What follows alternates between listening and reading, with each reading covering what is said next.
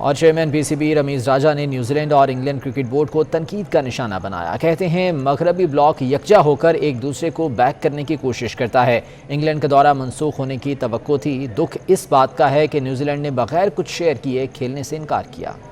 England के withdrawal से सख्त मायूसी हुई, मगर ये एक्सपेक्टेड भी था, इसलिए कि ये जो वेस्टर्न ब्लॉक है ये इकट्ठे हो जाते हैं अनफॉर्चुनेटली, और ये फिर एक दूसरे को बैक करने की कोशिश करते हैं। सो सिक्योरिटी थ्रेट, सिक्योरिटी परसेप्शन के ऊपर आप कुछ भी डिसीजन ले सकते हैं अनफॉर्चुनेटली।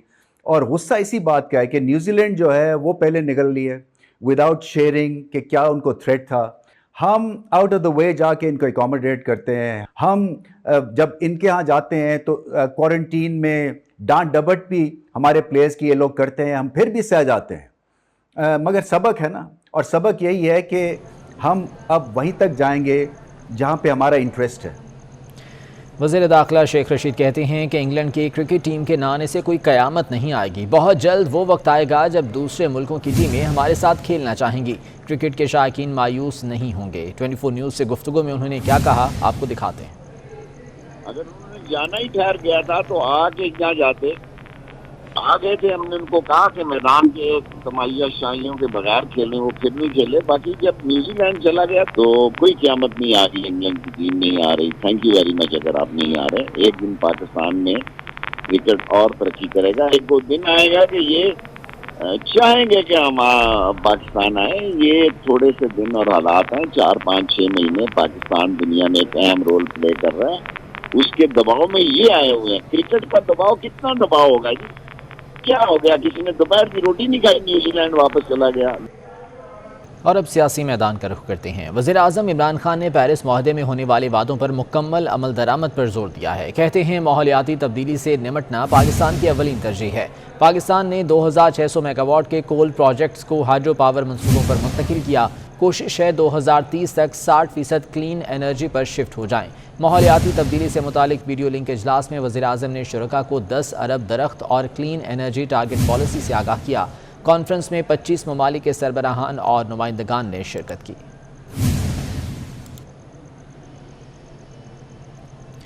वज़ीर रेलवे दोबारा ट्रैक से उतर गए। आज़म सवाती ने एक बार फिर चीफ इलेक्शन कमिश्नर पर इल्ज़ामात की ट्रेन चढ़ा दी। आईनी इदारे को डट कर मुकाबला करने का चैलेंज भी कर दिया। सिकंदर सुल्तान को मुखातिब करके बोले, आपकी तयनाती से मुतालिक बहुत सी बातें सीगा राज हैं। इलेक्शन कमीशन मफलूज था, इसलिए कड़वा घूंट पीकर तकर्रुर किया। विफाकी वजीर आजम सवाती ने पहले नोटिस का जवाब दिया नहीं, एक बार फिर चीफ इलेक्शन कमिश्नर पर इल्जामात की बौछार कर दी। कहा, सिकंदर सुल्तान आइन और कानून बालादस्त है या आपकी जात? आप बड़े मियाँ के हाथ की घड़ी और छोटे मियाँ की छड़ी हैं। इस्लामाबाद में बाबर अवान के हमरा प्रेस कॉन्फ्रेंस के दौरान आजम सवाती ने चीफ इलेक्शन कमिश्नर से सवाल भी कर डाला। बोले, मरियम नवाज और मौलाना फजलुर रहमान ने भी इलेक्शन कमीशन के खिलाफ बातें की, उनको कितने नोटिस मिले? विफाकी वजीर ने आईनी इदारे को चैलेंज भी कर दिया। कहा, सीसा पिलाई दीवार बनकर मुकाबला करेंगे, रोक सको तो रोक लो। इंशाल्लाह सीसा पिलाई दीवार की तरह खड़े हैं, इसलिए रोको अगर रोक सकते हो। विभाग के वज़ीरा की चीफ इलेक्शन कमिश्नर पर लफ्जी गोलाबारी रुकने का नाम ही नहीं ले रही। सवाल ये है कि हुकूमत इल्जाम तराशियों की आड़ में क्या मकासद हासिल करना चाहती है। दूसरी जानिब फ्लैगशिप रेफरेंस में नवाज शरीफ की बरियत के खिलाफ नैब अपील आज समाअत के लिए मुकर्रर कर दी गई। इस्लामाबाद हाई कोर्ट के जस्टिस आमिर फारूक की सरबराही में 2 रुकनी बेंच समाअत करेगा। नैब ने नवाज शरीफ की बरियत कलअदम करार देकर सजा देने की इस्तदा कर रखी है। आपको बताएं कि फ्लैगशिप रेफरेंस में नवाज शरीफ की बरियत के खिलाफ नैब अपील आज समाअत के लिए मुकर्रर कर दी गई है। कराची एयरपोर्ट पर एएनएफ, कस्टम्स और एयरपोर्ट सिक्योरिटी फोर्स ने मुश्तरका कार्रवाई की है, जिसके दौरान पीआईए की कराची से दमाम जाने वाली परवाज़ PK 9245 के टॉयलेट से मनशियात बरामद कर ली गई हैं। मज़ीद जान लेते हैं, सईद अहमद सईद हमारे साथ मौजूद हैं। सईद, बताइएगा इस कार्रवाई के बारे में क्या इत्तलात मिली हैं? जी बिल्कुल, पीआईए की कराची से दमाम जाने वाली परवाज़ PK 9245 में से जो टॉयलेट में से मंशियात है वो बरामद हुई है। और मंशियात जो है ये ANF, कस्टम और एयरपोर्ट सिक्योरिटी फोर्स ने मुश्तरका सर्चिंग के दौरान है वो बरामद की है। और ज़राए का ये कहना है कि आला क्वालिटी की सर्च जो है ये त्यारे के टॉयलेट IL3F में है वो छुपाई गई थी। और दौरान चेकिंग ANF ने तो जो मंशियात है वो कब्जे में लेने के बाद उसकी मालियत तयन के साथ साथ उसके सर्चिंग है वो शुरू कर दी है कि आया कि ये मंशियात है टॉयलेट में कैसे पहुंची, और इस हवाले से मंशियात की बरामदगी के बाद ग्राउंड हैंडलिंग सर्विसेज और फ्लाइट किचन समेत शिफ्ट के दीगर मुअस्ससात व मुलाज़िमीन से भी तहक़ीक़ात हैं वो शुरू कर दी गई हैं। और ज़राए का ये कहना है कि माज़ी में भी पीआई के तैयारों में से टॉयलेट में से की बरामद होने के मुताबिक वाक़िया 33वीं सालगिरह मना रहे हैं। पीपल्स पार्टी का बतौर सियासी जमात अपने बानी चेयरमैन जुल्फ़िकार अली भुट्टो से बिलावल भुट्टो जरदारी तक का सफ़र इंतहाई अहमियत का हामिल है। पाकिस्तानी सियासत के जमा साला अहम किरदार के बारे में मज़ीद जानते हैं इस रिपोर्ट। पाकिस्तानी सियासत के अहम खानवादे के जमा साला सपूत बिलावल भुट्टो जरदारी 33 बरस के हो गए। बिलावल भुट्टो 21 सितंबर 1988 में कराची में पैदा हुए। वालिदा और साबिक वजीर आज़म बेनज़ीर भुट्टो ने बिलावल का नाम 10वीं सदी के मारूफ सूफी बुजुर्ग मखदूम बिलावल के नाम पर रखा। बिलावल भुट्टो ने इब्तिदाई तालीम कराची और दुबई में की। 2007 में बिलावल भुट्टो ने बरतानिया की ऑक्सफोर्ड यूनिवर्सिटी का रुख किया, जहां जदीद तारीख और सियासत की डिग्री हासिल करके 2010 में वतन वापस लौटे। इस दौरान 2007 में बेनज़ीर भुट्टो की शहादत के बाद बिलावल भुट्टो को वालिदा की वसीयत पर पार्टी का चेयरमैन भी बनाया गया था। ताहम अमली सियासत का आगाज 18 अक्टूबर 2014 में शहर कायद से ही किया। बिलावल भुट्टो ने 2018 के इंतखाबात में जीत कर कम उम्र तरीन पार्लियामेंटेरियन का एजाज भी अपने नाम किया। सियासत में कदम रखने के साथ ही बिलावल ने पीछे मुड़कर नहीं देखा। मुल्क भर के दौरों समेत गिलगित और कश्मीर के इलेक्शन में भी जबरदस्त पजीराई हासिल की। बिलावल की सालगिरह के सिलसिले में आज मुल्क के मुख्तलिफ हिस्सों में पीपल्स पार्टी की जानिब से तकरीबात का इनेकाद किया जा रहा है, जहां सालगिरह के केक काटे जाएंगे। पीपल्स पार्टी के चेयरमैन बिलावल भुट्टो जरदारी की 33वीं सालगिरह के मौके पर कराची में बिलावल हाउस चौरंगी पर केक काटा जा रहा है। बिलावल भुट्टो की दराजी उम्र के लिए बकरों का सदका दिया गया।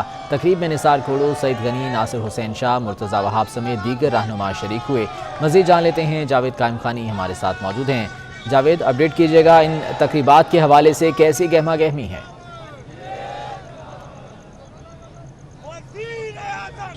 बिल्कुल जी, गहमा गहमी की बात करें तो गहमा गहमी अरूज पर है। बड़ी तादाद में जाले मौजूद हैं।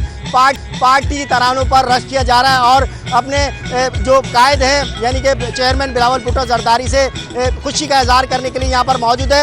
ये तकरीब जो है ज़िला गरबी और किमाड़ी के जालों की जानिब से मुनक्किद की गई है और इसकी खास बात यह है कि इस तकरीब के अंदर सिर्फ केक ही नहीं काटा गया, बल्कि केक काटने के बाद जो है वो 33 बरस के बिलावल भुट्टो जरदारी हो गए। तो इस मुनासबत से 33 बकरे जो है ज़िबा किए जा रहे हैं, 33 बकरों का सदका दिया जा रहा है।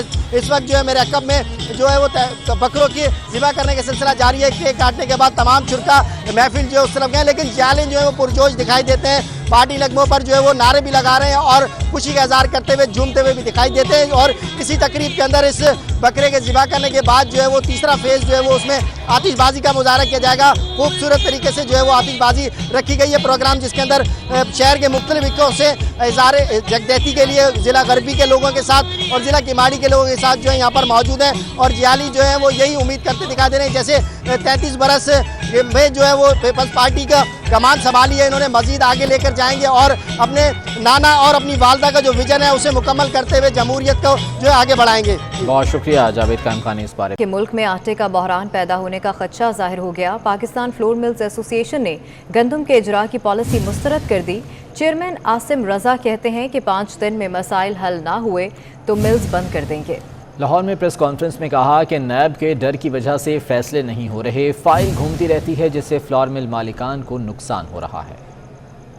इंडस्ट्री ने आज ये फैसला किया कि फिलहाल हम सरकारी गंदम का कोटा भी नहीं उठाएंगे और एग्रीमेंट्स भी नहीं करेंगे और 5 दिन तक हम प्राइवेट मार्केट को बेस करते हुए अपनी जो आवाम की ज़रूरियात हैं उनको पूरा करेंगे, ताकि आवाम में किसी किस्म की प्रॉब्लम आटे की कमी की सूरत में ना आए। बेरोजगारी का एक और बाब खुलने को तैयार हो गया। पावर लूम मालिकान खसारे में, बेशतर मालिकान ने फैक्ट्रियां बंद करने का फैसला कर लिया। Chairman loom industry Mirza Shafiq Ahmed कहते हैं बिजली और धागे के बढ़ते रेट्स इंडस्ट्री की तबाही का बाइस बन रहे हैं। फजील अहमद की रिपोर्ट देखिए। मौजूदा पावर लूम्स की सूरत हाल के पेश नज़र मालिकान ने फैक्ट्रियां बंद करने का फैसला कर लिया। Chairman industry and power looms association Mian Shafiq Ahmed कहते हैं धागे की कीमत बढ़ चुकी जबकि कपड़े की कीमत कम है, जिससे लूम मालिकान को नुकसान हो रहा है। जो है हुकूमत ने जो तवज्जो देनी चाहिए थी कपास के ऊपर वो नहीं दी और धागे की शार्टेज की वजह से धागा मिल नहीं रहा और कपड़े का रेट कम है, धागे का रेट बहुत ज़्यादा है। तो कोई बंदा भी 6-7 रुपये मीटर में नुकसान करके अपना अदारा चला ही नहीं सकता ऐसे हालात में। तो ऊपर से गवर्नमेंट ने ये 5 से 17% तक इनकम टैक्स बिलों के अंदर लगाना का ऐलान कर दिया। मैं समझता हूँ कि जो छोटे इदारे हैं इनकी जितनी देर आप चेन कंप्लेंट नहीं करेंगे उतनी देर तक आप इसको नेटवर्क में कैसे लेके आएंगे। फैसलाबाद के मुख्तलिफ इलाकों में पावर लूम्स फैक्ट्रियां बंद होने का ऐलान हुआ है। मिर्जा शफीक अहमद कहते हैं फैक्ट्रियां बंद होने से 2 से 2.5 लाख के करीब मजदूर बेरोजगार होंगे। सबके लिए एक पैकेज आना चाहिए, सभी लोग रजिस्टर्ड होंगे तो फिर कामयाबी होगी, वरना ये लोग ऐसे ही बेरोजगारी का एक तूफान खड़ा होगा। इस वक्त अगर पावर लूम जो है वो बंद हुई, सेजिंग बंद होगी, प्रोसेसिंग बंद होगी, 2.5 से 3 लाख मजदूर बेरोजगार होगा। क्या हम कर रहे हैं? कौन पॉलिसी बना रहा है? जो पॉलिसी बना रहे हैं मैं समझता हूँ वो मुहिब्बे वतन नहीं है। पावर लूमें बंद होने से बेरोजगारी में इजाफा होगा, जिसे कंट्रोल करने के लिए हुकूमत को गौर करने की जरूरत है। Chairman Pakistan cricket board Ramiz Raja की बात सच साबित हो गई। मगरबी ममालिक का पाकिस्तान के खिलाफ क्रिकेट में भी दोहरा मयार सामने आ गया। इंग्लैंड के शहर लेस्टर में कीवी और इंग्लिश विमेन टीमों को थ्रेट के बावजूद मैच की इजाज़त दी गई। न्यूजीलैंड और इंग्लैंड की खवातीन क्रिकेट टीमों के दरमियान खेले जाने वाले तीसरे वनडे इंटरनेशनल मैच से पहले थ्रेट अलर्ट जारी किया गया। मैच से पहले दोनों टीमों की प्रैक्टिस सेशन भी मंसूख किए गए। सिक्योरिटी इदारों के मुताबिक न्यूजीलैंड की टीम पर बम हमले की धमकी दी गई थी। इसी बारे में बात करेंगे, स्पोर्ट्स एनालिस्ट मिर्ज़ा इकबाल बेग साहब हमारे साथ मौजूद हैं। बेग साहब, बहुत शुक्रिया आपके वक्त का।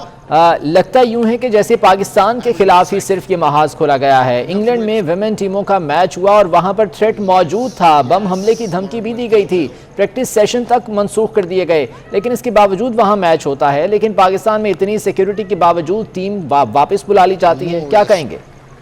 निशान, ये दोहरा मयार है। ये जो सफेद चमड़ी वाले लोग हैं जिनके बारे में रमीज राजा ने स्टेटमेंट भी दिया है कि मगरबी ममालिक, ये इनका दोहरा मयार है। अगर पाकिस्तान में इनके पास कोई इस तरह की चीज थी तो उन्होंने पूरे का पूरा दौरा मंसूख कर दिया। और वहाँ देखें कि प्रैक्टिस सेशन भी मंसूख हुआ लेस्टर में विमेन टीमों का, और उसके बाद भी वो वनडे मैच हो गया। तो इससे आप अंदाजा लगा सकते हैं कि ये गोरी चमड़ी जो है एक दूसरे का ख्याल करती है। और पाकिस्तान को तो मैं समझता हूँ कि जिस तरीके से पाकिस्तान के साथ जो सलूक रवा रखा गया, जो न्यूजीलैंड ने किया, वो बड़ा ही मायूस कुन था। दुनिया में मैं 30 साल से क्रिकेट कवर कर रहा हूँ, मैंने कभी ऐसे नहीं देखा कि कोई टीम इस तरह से सिक्योरिटी थ्रेट हो और वो चली जाए छोड़कर और पूरा दौरा कैंसिल कर दे। चले, एक वनडे नहीं खेलता है, 2 वनडे नहीं खेलते, वनडे सीरीज नहीं खेलते। 25 सितंबर से जो T20 सीरीज हो रही थी उसमें तो हिस्सा लेना चाहिए था।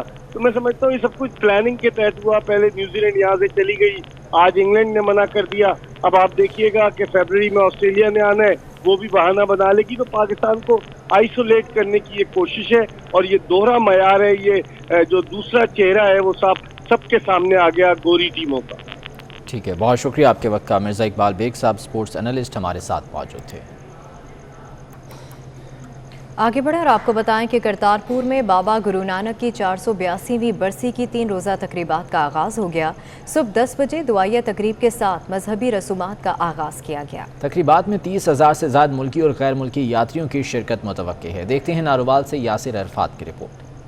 सिख मजहब के बानी बाबा गुरु नानक की बरसी की तकरीबात दरबार साहब करतारपुर में शुरू हो गयी। दरबार को बरके कुमकुमों और खुशनुमा गुलदस्तों से सजाया गया है। सुबह 10 बजे दुआया तकरीब के बाद निशान साहब और चोला साहब की सेवा तकरीब हुई। दुनिया भर से आए सिख यात्रियों ने बाबा गुरु नानक से मंसूब मकामात और अशिया की जियारत की। मेंबर गुरुद्वार प्रबंधक कमेटी इंद्रजीत सिंह के मुताबिक नगर कीर्तन जुलूस के लिए खुसूसी सहूलतों से आरास्ता बस करतारपुर पहुँच गयी है। जुलूस 5 प्यारों की सरबराही में 0 लाइन तक जाएगा और भारतीय संगतों को शमूलियत की दावत दी जाएगी।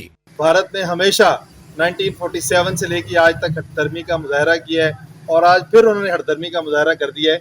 लेकिन हम कुछ नहीं कह सकते, सिर्फ इतना ही उनसे दरख्वास्त करेंगे कि कल इस खूबसूरत मौका के ऊपर 5 से लांगा खोल दिया जाए ताकि भारत में बसने वाले जो सिख यात्री हैं वो यहाँ पे आ सकें और आके नतमस्तक हों। करतारपुर पहुंचने वाले यात्रियों के लिए क़याम तआम के बेहतरीन इंतजाम किए गए हैं। नाश्ते में यात्रियों की चने रोटी, ब्रेड समोसा और चाय से तवाज़ो की गई, जबकि बाबा गुरु नानक की जाती अराजी से हासिल करदा गेहूं और इजनास से लंगर तैयार किया गया। कैमरामैन मोहम्मद अहमद के साथ यासिर अराफात, नारोवाल। मौसम की बात करते हैं। महकमा मौसमियात ने कराची में 23 सितंबर से बारिशों की पेशगोई कर दी है। मॉनसून का स्पेल 22 सितंबर को सिंध में दाखिल होगा। रबिया खान की रिपोर्ट देखिए। जुमेरात की दोपहर होगा गर्मी का राज, जबकि शाम में होगी बरसात। चीफ मेट्रोलॉजिस्ट ने खबरदार कर दिया। सरदार सरफराज का कहना है कि कराची में दरमियाने दर्जे की बारिशों का इम्कान है। ये स्पेल जो आ रहा है ये भी कोई इतना बहुत ज़्यादा हैवी स्पेल नहीं है, तो इसलिए हम नहीं कह सकते कि ये एकदम उसको जंप अप करे। तो ओवरऑल यही दिख रहा है कि जो एट द सीज़न जब हम उसकी टोटल करेंगे या देखेंगे तो मतलब किसी एरिया में तो इक्वल टू नॉर्मल और किसी एरिया ज़्यादातर एरिया में बिलो टू नॉर्मल ही रहेगी। 23 से 25 सितंबर तक जारी रहने वाली बारिश के बाद गर्मी की शिद्दत में कमी और मौसम खुशगवार होने का इम्कान है।